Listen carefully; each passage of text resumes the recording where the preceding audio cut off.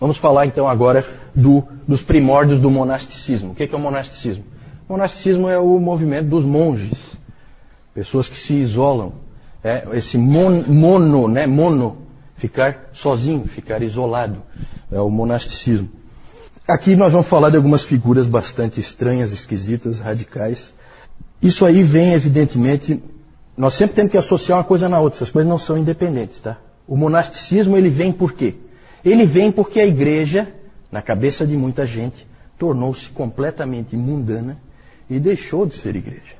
O nominalismo levou à radicalização de algumas pessoas. Primeiro porque você não tem mais martírio. E algumas pessoas sempre quiseram ser martirizadas. Nós já falamos sobre isso domingo passado. Sempre tem aquele suicida, né, João? Então é complicado. Mas aqui então começa a aparecer essas figuras, essas pessoas estranhas que acham que não. Isso aí que está aí não é igreja. Não é igreja. Sabe? Sempre essa questão assim, o que é a igreja? Esse é sempre um ponto que vai gerar divisão, problemas. Porque cada um define de uma maneira. E essas pessoas começaram a ver que aquilo ali não era cristianismo. E aí começaram a fazer sacrifícios pessoais. E aí nós vamos ter figuras estranhíssimas. Põe o próximo aí, eu só quero ver o que tem aí. A pergunta da Rebeca é o que são primórdios. Primórdios é o início. O início. Né? É os primeiros traços ali de monasticismo. Nós vamos falar de umas figuras estranhas, como por exemplo, Simeão o Estilita. Já ouviram falar de Simeão o Estilita? Esse é uma figuraça. É um monge lá acho que é na Síria, no deserto da Síria. Ele resolveu que ele ia viver a vida dele inteira em cima de uma coluna. Então ele ficou em cima daquela coluna, lá as pessoas vinham aprender com ele. E ele morava ali, em cima da coluna. Vocês sabem o que é um estilita? Não confundam com estilista, que estilista é outra coisa. Tá? Um estilita pode olhar no Aurélio, lá na sua casa. Um estilita é uma pessoa que fica em cima de uma coluna. É isso aí. Interessante, né? Simeão o Estilita, acho que ficou bem encaixado, né? Ele é santo tanto na igreja romana como na ortodoxa. O dia dele, dia do santo, é o dia 5 de janeiro. Simeão o Estilita. Figuraça. Pode passar aí. Já no século III, começa esse movimento dessas pessoas estranhas indo para o deserto, indo para as colunas, né? Coisas esquisitas acontecendo. Mas no século IV e no século V isso aumenta muito mais. O mais famoso desses monges aí do deserto foi Antônio, ou mais conhecido também como Antão, Santo Antão. Mas Antônio é um nome correto também, pode-se usar qualquer uma das formas. Né? Não é aquele Santo Antônio de Pádua ou Santo Antônio de Lisboa, que esse é do século XII, não tem nada a ver, tá? Esse aí é outro, é o Antônio o Eremita, ou Antônio o Grande. No ano 270, terceiro século, portanto, ele tinha 20 anos e ele ficou profundamente impressionado com o texto de Marcos 10. Qual texto? Texto clássico do monasticismo. E Jesus, fitando-o, o amou e disse: só uma coisa te falta. Vai, vende tudo o que tens, dá aos pobres e terás um tesouro no céu. Então vem e segue. Esse é o texto monástico por excelência. Certo? Problema de interpretação, né? Na verdade, eles acham que aquilo ali vale para todos os cristãos. E ele então fez isso. Ele era um indivíduo de posses, ele vendeu tudo que ele tinha e foi para o deserto. E o resto da sua longa vida, ele viveu mais de 100 anos, ele viveu no deserto, completamente isolado de tudo e todos. As pessoas, esses pais do deserto, como eram chamados, eles sempre eram procurados pelas pessoas. Porque eles eram extremamente sábios. Eles refletiam o tempo inteiro, eles oravam o tempo inteiro, eles liam o tempo inteiro. Então eles eram indivíduos respeitados por todos. E aí começou aquela ideia, aquele ali é um cristão de verdade. Sabe, e percebem como isso aí começa a criar percepções, certo? Que vai influenciar depois a história da igreja. Por isso que esse aí primórdios do monasticismo. Porque nós não podemos aqui, nessa época, quarto, quinto século, dizer que não, o monasticismo é aqui. Não é. Isso vai longe. Aí tem frases de Antônio, né? Antônio disse, por exemplo, Aquele que se assenta em solidão e quietude escapou de 3 guerras: ouvir, falar e ver. Entretanto, contra uma coisa ele continua lutando: o seu próprio coração. Porque ele continuava com as mesmas tentações, apesar de estar distante. Então, ouvir, ver e falar, essas tentações ele não tinha, mas ele continuava tendo tentações que vinham de dentro do coração dele. Com o tempo, se identificou os 8 demônios inimigos da vida monástica. Demônios é uma maneira de dizer, né? Glutonaria, pensamentos sexuais, amor ao dinheiro, tristeza, ira, preguiça, vanglória e arrogância. Mais tarde isso aí foi adaptado e passou a ser os chamados 7 pecados capitais. Por que capitais, hein? O que significa capital? Principais? Não, mortais. Mortais. Né? Os 7 pecados capitais. Até hoje tem essa crença aí, né, em toda a estrutura do catolicismo romano, de que você tem os pecados veniais e os pecados mortais. Veniais são pecadinhos, assim, para eles, né, que não são mortais. Estranho. Isso aí não tem base bíblica nenhuma. Tá? Cada um crê como quer. Interessante, gente, que nesse tempo, com os pais do deserto, e o Antônio foi o principal deles, mas houve muitos outros, com os pais do deserto no Egito, chegou a haver fenômenos interessantes, como o fato das crianças brincarem, em vez de mocinho e bandido, sabe aquela brincadeira de mocinho e bandido? Eles brincavam de monges e demônios. Então, um garoto se vestia lá de monge e os outros ficavam lá espizinhando o garoto, tá? Né? Que eles eram os demônios. Isso aí ficou uma coisa forte ali naquela cultura. Começaram a aparecer histórias extravagantes de todo tipo a respeito desses pais do deserto. Uma história interessante é a história de que uma vez porque daí as pessoas lá, os cristãos do mundo, vamos chamar assim, eles iam para o deserto encontrar esses caras, né? Eram sábios e tal. E aí, uma vez um desses foi no alto de uma montanha, que tinha um que estava lá no alto da montanha. E subiu aquela montanha e era difícil e tal, e encontrou com ele. E aí o eremita lá perguntou para ele: como é que estão as coisas lá embaixo no mundo? As pessoas têm fé suficiente para dizer a este monte: ergue-te e lança-te no mar? Ele perguntou para o carinha que vinha lá de baixo. Nessa hora em que ele disse isso, o monte começou a se mexer e houve um terremoto e o monte começou a subir. E aí diz que esse pai do deserto teve que dizer então: calma, montanha, eu não estava falando com você, eu só estava citando o texto bíblico. Volta para o teu lugar. Então começaram a surgir esse tipo de história, e esse tipo de história no imaginário popular ia fortalecendo a crença de que esses homens eram homens especiais, né, muito acima de qualquer mortal comum, né? E, então tinha muitas histórias assim, muitas. Depois houve um desenvolvimento do monasticismo, pode passar aí, com esse sujeito aqui que vai aparecer, o Pacômio. Esse Pacômio criou um tipo de monasticismo diferente, que é meio contraditório, porque ele criou o monasticismo cenobita. O monasticismo cenobita é o monasticismo de pequenos grupos, também conhecido como monasticismo da vida comum. Então, pequenos grupos de monges vão para o deserto, mas agora não é eremita, não é sozinho. E o Basílio de Cesareia, que nós vamos falar mais para frente, que era um dos pais capadócios, ele apoiou muito esse modelo de monasticismo cenobita, de pequenos grupos de monges. Porque ele dizia o seguinte: não adianta você ser humilde e não ter com quem exercer essa humildade. Jesus, quando lavou os pés, precisava lavar os pés de alguém, não adiantava lavar o seu. Então o Basílio argumentava que o monasticismo tinha que ser desse modelo, e não do modelo do Antônio. E realmente foi esse modelo que acabou prevalecendo. Eu só queria fazer uma observação também de que não eram só homens que se tornavam monges, tá?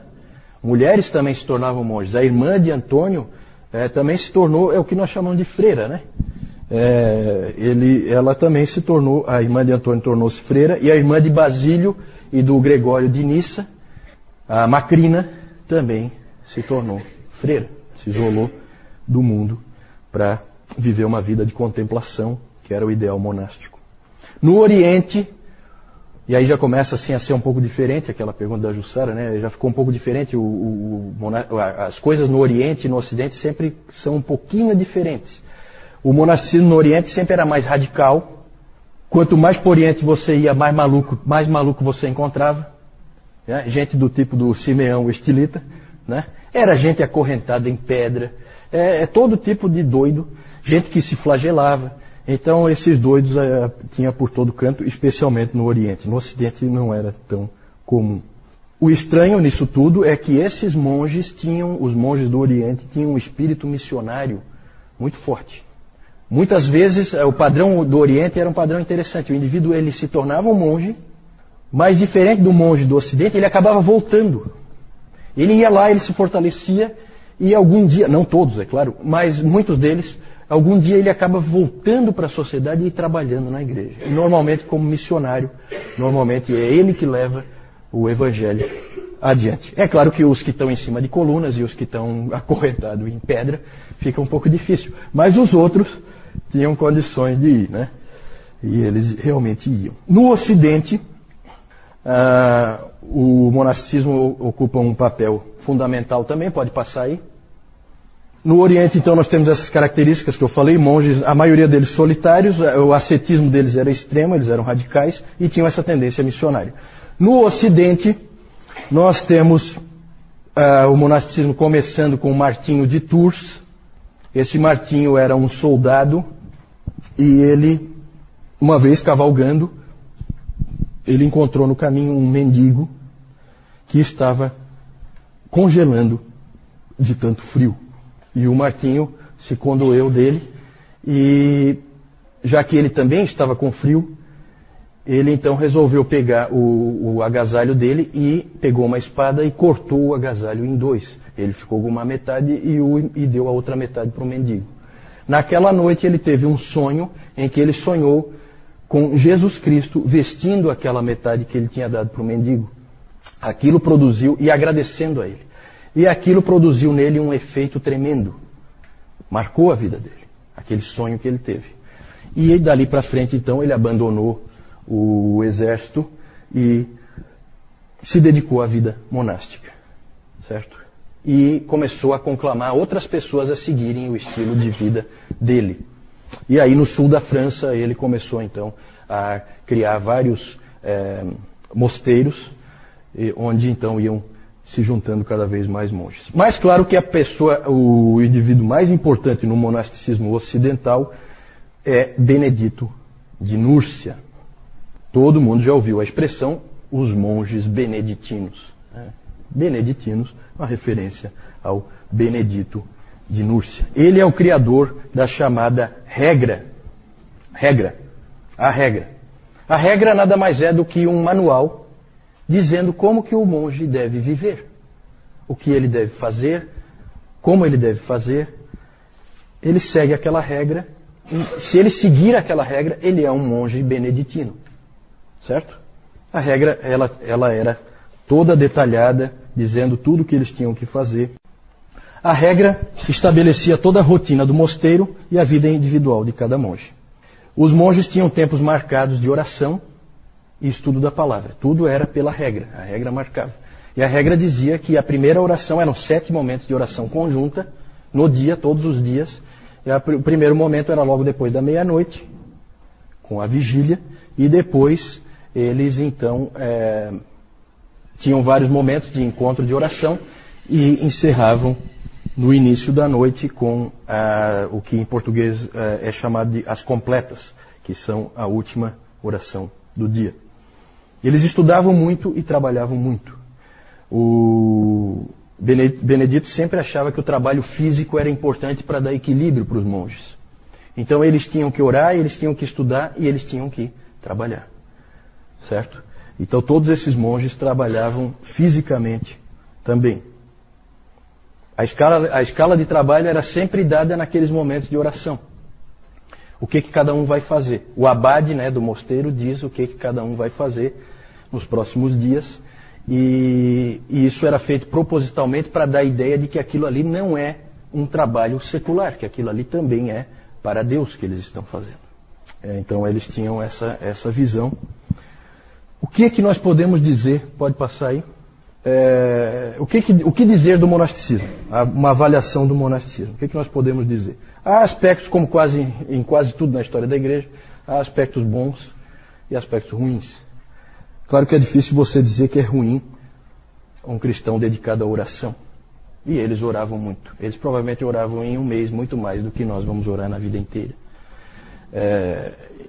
No Egito se dizia que as orações dos monges é que mantinham o mundo de pé.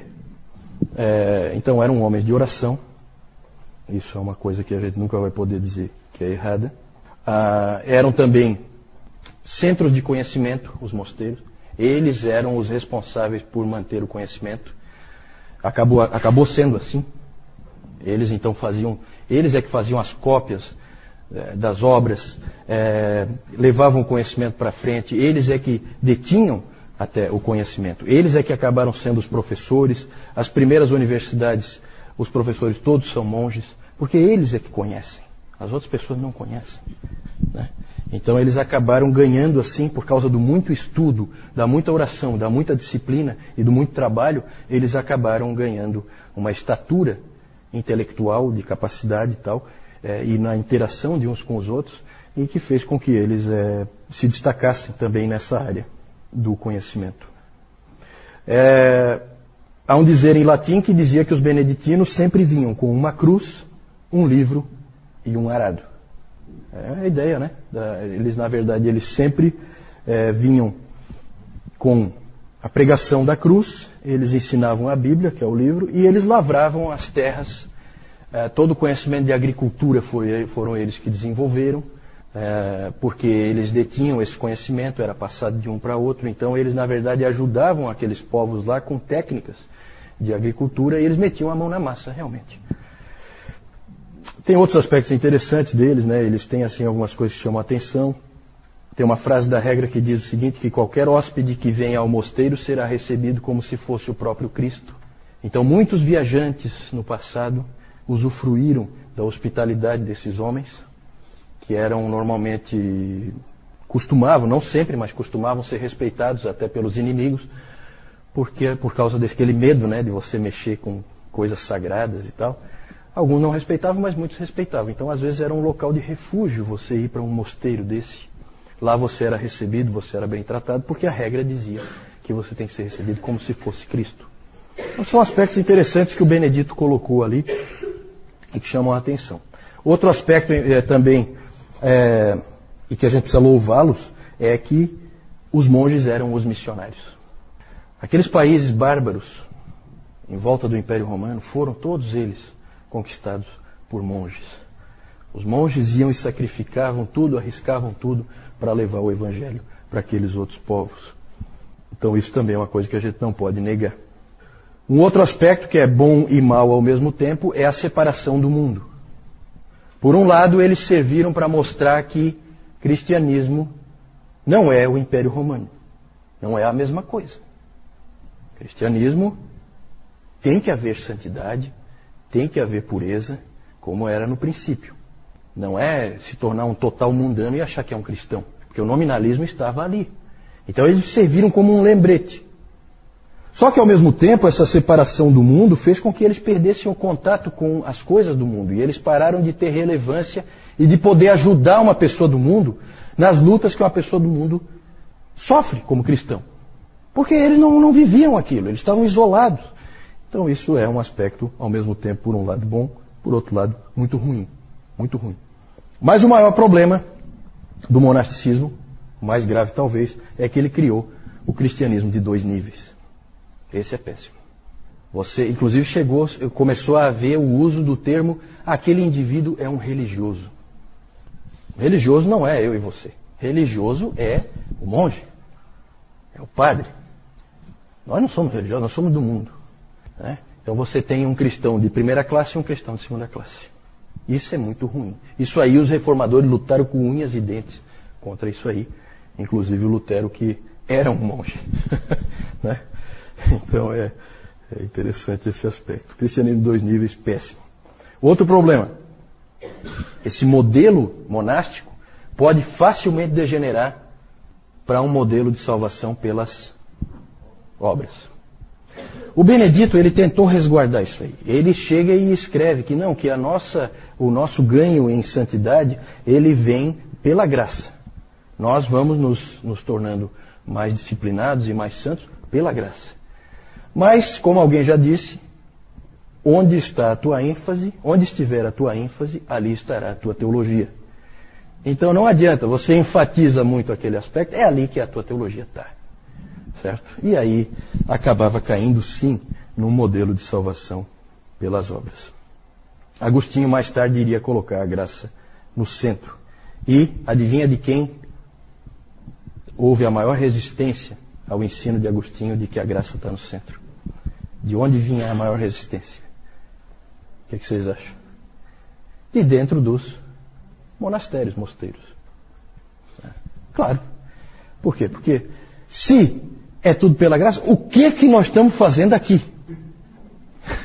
Esse era o pensamento. Então, o indivíduo corria o risco, se ele acreditasse naquilo, ele corria o risco de ficar sem identidade.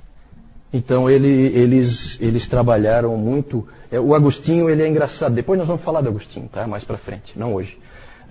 O Agostinho, ele é interessante porque a Igreja Católica reverencia o Agostinho, né? Mas não acredita em nada que ele disse. É interessante isso aí. Sabe? É assim só uma coisa da boca para fora. Né? No fim das contas, gente, essa questão do monasticismo é muito difícil a gente avaliar o que Deus pretendia com isso aí. Nós ficamos pensando assim, poxa, esse monasticismo trouxe tanta coisa ruim. Mas também nós não sabemos como seria o mundo se ele não tivesse existido. Então, cuidado, a gente não consegue interpretar a providência de uma maneira satisfatória. É sempre difícil, certo? Será que você deixar o Eusébio ficar dizendo que Constantino é o representante de Deus na Terra e não haver nenhum contraponto a isso, vocês acham que isso aí acaba bem? Ou nós precisávamos de um contraponto que depois ia se acertar? Eu gosto muito de pegar os monges, que eu acho que eles estão muito errados, mas eles têm muitas coisas interessantes e ênfases interessantes. Eu acho muito interessante aquela frase do J.I. Packer, que os puritanos são os monges que acertaram. E os puritanos foram os monges que ficaram no mundo e aprenderam a viver ali. Certo? Isso é interessante. Isso é para reflexão. Mais tarde nós vamos falar dos puritanos, né? Mas é interessante isso aí. Uma coisa leva a outra. Gostaria de ir adiante. Pode passar. Vou só mostrar aí as figurinhas. Aí nós temos umas figuras do Antônio Eremita. Então ali os 8 demônios atacando ele. Não sei se dá para ver direito aí. Claro que são obras artísticas. Aqui ele sendo atacado por um outro demônio. Sempre tem essa noção de que ele está sendo atacado. E ali uma outra figura dele também. Pode passar. Aí ó, Simeão o Estilita. Esse aí é uma figuraça. Em volta do lugar onde ele ficava foi construída uma igreja, certo? Que hoje está em ruínas. Aqui onde agora tem uma pedra, era a coluna dele. Só tem a base. A coluna já caiu, né? A coluna é uma coisa que acaba caindo com terremotos, com coisas assim. Colocaram uma pedra ali e a igreja foi construída em volta. Tal a reverência que se tinha pelo Simeão o Estilita. Aqui, não sei se dá para ver, tem as pessoas que vieram ouvir os ensinamentos dele. Certo? Figura ímpar na história da igreja. Né? Vamos lá. Martinho de Tours ali, né? É uma obra de arte ali mostrando ele com o mendigo. Né? É bonita essa história dele. E o Benedito de Núrcia, a sede dele, até hoje, né? A sede dos monges beneditinos, o mosteiro que ele começou é Monte Cassino, que fica na Itália. Né? Essa é uma foto atual de Monte. A pergunta da dona Carlota é interessante. Esses monges, eles eram pessoas cristãos normais, vamos dizer assim, né? Pessoas leigas, ou eles eram do clero, né? Não é isso que a senhora quer dizer? Normalmente eram pessoas, na sua grande maioria, eram pessoas leigas. Os pais do deserto, geralmente pessoas com uma impressão como essa do Martinho de Tours. Martinho de Tours era um soldado. Ele não tem nada a ver com a igreja em termos de ser um oficial da igreja. Normalmente não eram oficiais da igreja nessa época, até porque havia ali uma reação à igreja como ela era. Então eram pessoas que não gostavam da cara que a igreja tinha agora. Certo? Depois, sim. Depois, o próprio Martinho de Tours, ele acabou sendo nomeado depois, então a coisa vai pelo caminho inverso. Ele acabou sendo nomeado bispo de Tours, mais tarde. Né? Mas primeiro ele se tornou monge. E aí depois ele acabou sendo nomeado bispo de Tours. Esse Benedito eu não... O Benedito, eu não sei bem a origem dele, tá? Eu vou até dar uma investigada para a senhora. Eu não sei bem a origem do Benedito. Ele é de uma época posterior. A regra é que nós estamos encaixando aqui porque é o início do monasticismo. Mas o Martinho de Tours veio antes. O Benedito é posterior. Ele escreveu a regra no ano 540. Isso já é século VI. Né? Então já é um pouquinho depois, nós estamos avançando um pouquinho aí só para ficar dentro do mesmo